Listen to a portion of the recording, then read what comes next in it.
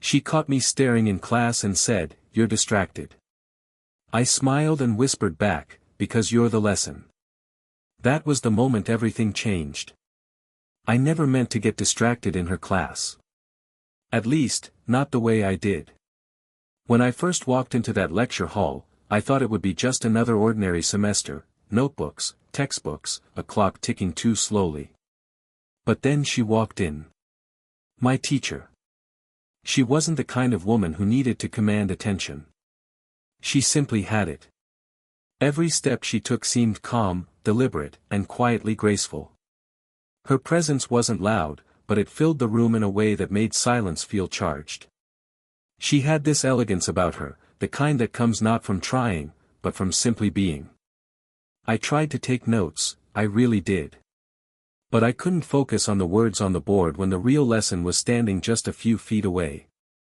Her voice, it was low and steady, with a softness that carried through the room, somehow reaching me no matter how far back I sat.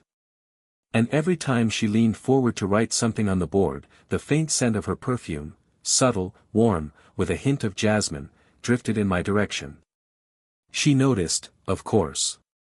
Teachers always notice when someone isn't paying attention. At one point, her eyes caught mine, sharper than I expected, and she paused mid-sentence. "You're distracted," she said, not unkindly, but with the faintest smile playing at the corner of her lips. My classmates chuckled under their breath, but I didn't look away. Instead, I found myself saying words I hadn't planned, words that rose straight from my chest before I could stop them. "Because you're the lesson," I replied. The room fell silent for half a second, long enough for me to feel the weight of what I'd said. I should have felt embarrassed, maybe even apologetic, but instead, I felt strangely steady. Like I had finally spoken aloud the truth that had been buzzing inside me since the first moment she stepped into the room. Her expression softened, and she shook her head just slightly, half amused, half unsure of how to respond. But she didn't scold me. She didn't move on quickly the way most teachers would. Instead, she lingered on me for just a moment longer, her eyes holding mine, as though silently asking if I really meant it. And I did. More than she could possibly know. That was the first spark, small, maybe invisible to everyone else. But to me, it felt like the beginning of something I couldn't yet name. When the lecture ended, the room emptied in its usual rush, chairs scraping, footsteps echoing, voices blending into the hallway hum. But I stayed behind. I told myself it was because I had questions about the material, but deep down, I knew it was more than that. She was at her desk, gathering papers into a neat stack, her movements unhurried, like she had all the time in the world. I cleared my throat softly, not wanting to startle her. She looked up, and when her eyes landed on me, there was the briefest flicker of recognition, the same student who had told her, "You're the lesson." "You're still here," she said, tilting her head slightly. I held up my notebook, a weak excuse in my hands. "I had a few questions, if you don't mind." She smiled faintly, the kind of smile that suggested she already knew this wasn't really about academics, but she didn't call me out on it. Instead, she gestured for me to come closer. As I walked toward her desk, I noticed the light streaming in through the tall windows. The afternoon sun had softened, bathing the room in a golden haze. Dust particles floated lazily in the air, like the entire space was suspended in time. We began talking about the lesson, but it didn't take long for our words to drift elsewhere. She told me how teaching wasn't just a job for her, it was a way to stay connected, to feel useful in a world that often moved too fast. There was a quiet honesty in her voice, as though she wasn't used to sharing this side of herself with anyone. I listened more intently than I'd ever listened in class. Her words felt heavier here, in the silence, without the distraction of 20 other students. At one point, I reached out to hand her a paper she'd dropped, and our fingers brushed. It was a fleeting contact, nothing deliberate, but the sensation lingered far longer than it should have. Her skin was warm against mine, and for the briefest second, she didn't pull her hand away. Neither did I. There was something unspoken in the air between us, something neither of us was ready to name. She cleared her throat gently and thanked me, but when our eyes met again, I could see it, the awareness that this was no longer just a conversation between teacher and student. It was something else. Something that was beginning to take root in the quiet moments after class. A few days later, I found myself wandering through the quiet hallways of the campus library. It was late afternoon, the kind of time when sunlight slants through tall windows and paints everything in long shadows. I wasn't looking for her, at least, that's what I told myself, but somehow, I wasn't surprised when I saw her there. She was sitting at a corner table, papers spread out in front of her. Her posture was still elegant, but her shoulders seemed just a little heavier than usual. For the first time, she didn't look like the untouchable, confident teacher everyone else saw. She looked human. A woman carrying more than she let on. I hesitated for a moment before approaching, not wanting to intrude. But when she glanced up and noticed me, something in her expression softened. "You again," she said, not with annoyance, but almost as though she'd been expecting me. I asked if she was okay, my voice lower than usual, careful. She gave a small laugh, not mocking, but a little tired.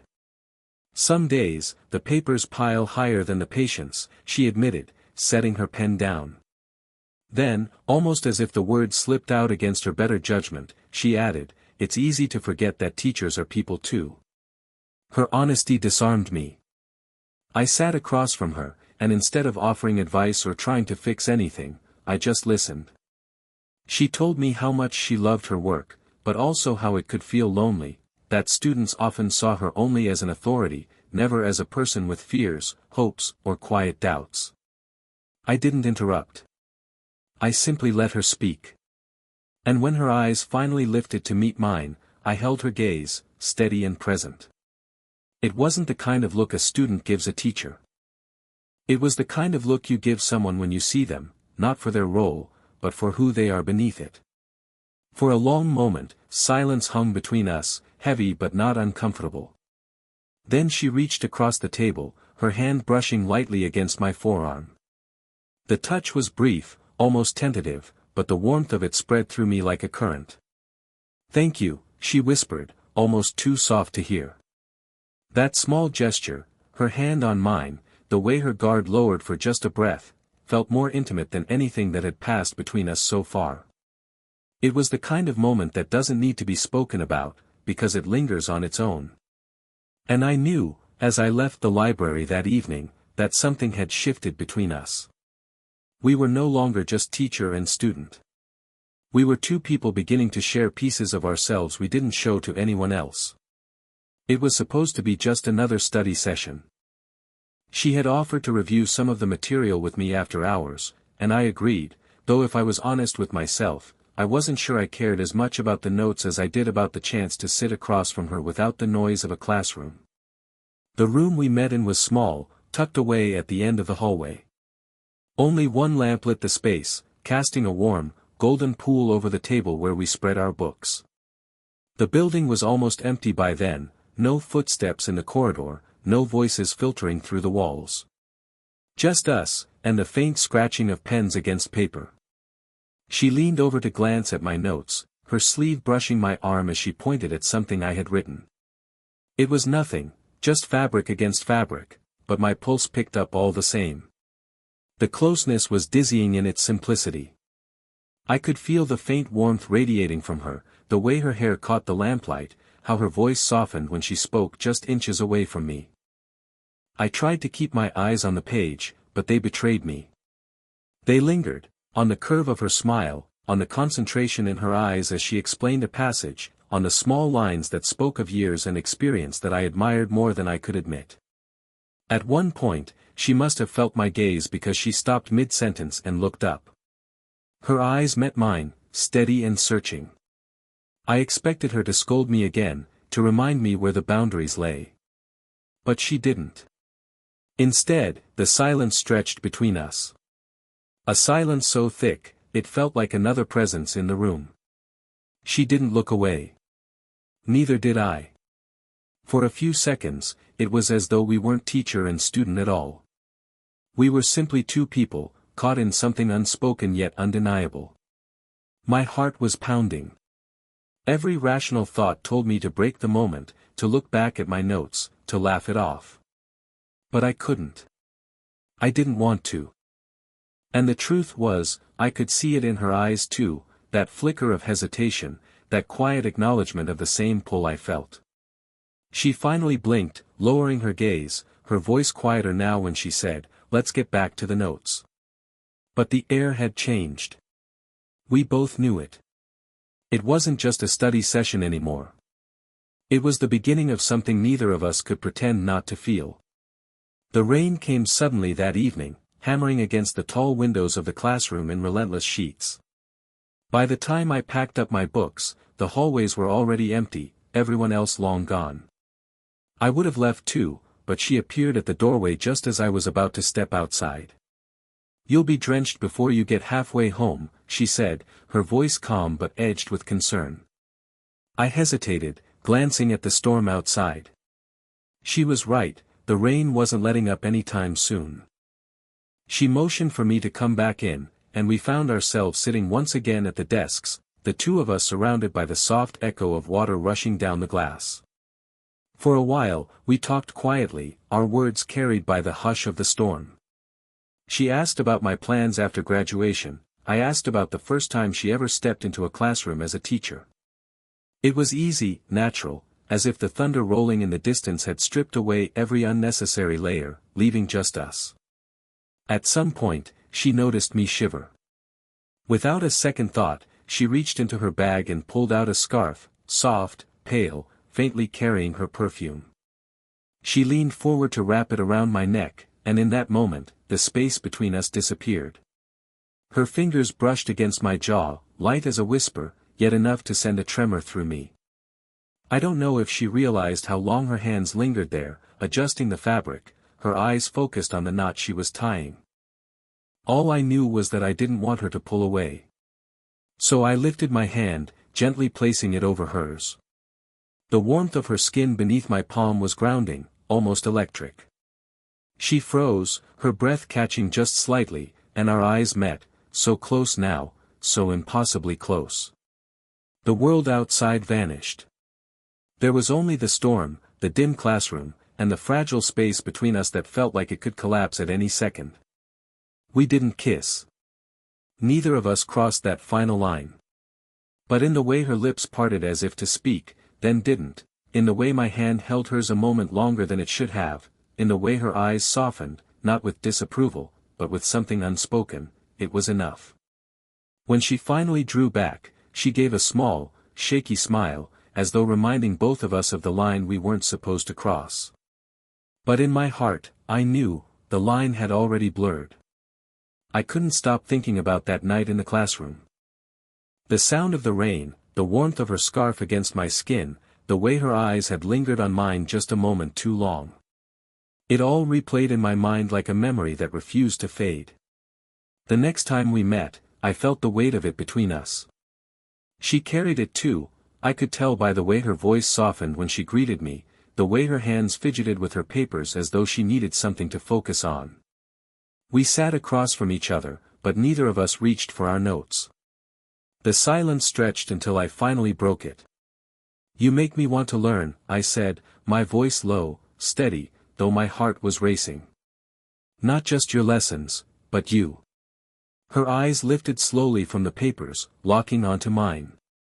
For a moment, I worried I had gone too far, that I had ruined everything with one reckless confession.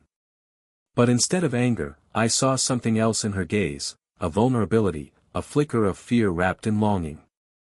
"You're too young to say things like that," she whispered, though her tone wasn't stern. It was gentle, almost aching. I leaned forward slightly, my hands resting on the table, palms open. "Maybe. But it doesn't change the truth." Her lips pressed together, fighting a smile that wouldn't quite form. She looked down at her hands, twisting her fingers together. "Do you know how long it's been since anyone really saw me? Not as a teacher, not as a woman who has to always be composed, but just me." Her voice cracked slightly on the last word, and something in my chest tightened. "I see you," I said, firmly, without hesitation. I've seen you from the moment you walked into that classroom. And I don't think I'll ever stop." Her eyes glistened, though no tears fell. Slowly, almost hesitantly, she reached across the table. Her hand trembled as it touched mine, and then, as though finding courage in the contact, she slid her fingers between mine, holding on. The simple act of her hand resting in mine felt monumental. My heart steadied, as if her touch had anchored me to something I didn't know I'd been searching for. Then, with a breath that sounded half like a release, she stood and moved closer. I rose too, and before I knew it, her arms were around me, tentative at first, then firmer, like she had finally allowed herself to let go. Her cheek rested against my chest, and in that quiet moment, I felt her heartbeat, fast, uneven, yet real. And I knew she was letting me in. The next morning, everything seemed unchanged. The same crowded classroom, the same scratch of chalk on the board, the same shuffle of notebooks and whispered conversations. But for me, the air felt different. Heavier, fuller. Because I knew what had happened between us the night before, the words, the silence, the touch that had said more than either of us dared to speak aloud. I sat at my desk, trying to appear as ordinary as every other student, but I couldn't keep my eyes from drifting toward her. She moved through the room with her usual calm, her voice steady as she explained the lesson. To anyone else, she was exactly the same. But I noticed the small things, the slight pause in her words when she glanced in my direction, the faint smile that tugged at her lips before she smoothed it away. When she walked past my desk, it happened in an instant. Subtle, hidden in plain sight. Her hand brushed lightly against my shoulder, the barest touch, so quick it might have gone unnoticed. But to me, it was everything. A quiet acknowledgement that what we had shared wasn't a dream. That it was real.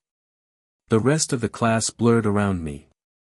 I heard her words, but I felt them more than I understood them, because what mattered wasn't on the board, it was in the space between us. Every glance, every small hesitation, every fleeting brush of contact became its own kind of language. A language only the two of us knew. When the bell finally rang, I lingered as the others filed out. She gathered her papers calmly, but I caught the way her hands moved a little slower, as though she was waiting for me to say something. I stepped closer, lowering my voice. "You thought you were teaching me about books, about lessons I could carry into exams. But that's not what stayed with me." She raised her eyes, steady, questioning. "You became the story I want to keep reading," I whispered. For a long moment, neither of us moved. Then she exhaled, a soft, almost imperceptible sound, and allowed the smallest of smiles to break across her face. Not a smile for a teacher or for a student, but one woman to one man, quiet, warm, and full of something unspoken yet understood. And in that moment, I realized, what began as distraction had become something far greater. Not a lesson. Not a game. But a truth we both carried, silently, between us. Something more than a lesson. If this story touched you the way it touched me, don't forget to leave a like and share it with someone who believes in slow burn love stories. And if you want more tales of unexpected connections and age gap romance, make sure to subscribe. I've got many more stories to tell.